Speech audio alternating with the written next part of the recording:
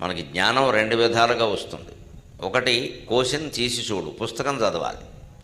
రెండవది దేశం తిరిగి చూడు, దేశమంతా తిరగాలి, రకరకాల ప్రాంతాలు తిరగాలి. ఈ రెండింటి వల్ల జ్ఞానం వస్తుంది. దేశం తిరగడం వల్ల వచ్చేదాన్ని లోక జ్ఞానం అంటారు. కోశం తీసి చూడడం వల్ల వచ్చేదాన్ని శ్లోక జ్ఞానం అంటారు.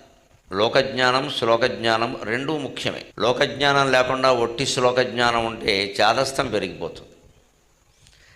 అలాగే శ్లోకజ్ఞానం ఉండి లోకజ్ఞానం ఉండి శ్లోకజ్ఞానం లేకుండా ఉంటే అజ్ఞాని అయిపోతాడు, అహంకారి అయిపోతాడు.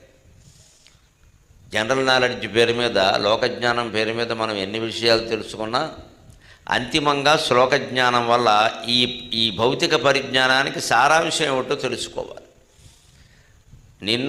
నువ్వు నేను కలిస్తే లోకం, నిన్ను నన్ను కలిపేది శ్లోకం. అది గుర్తుపెట్టుకో.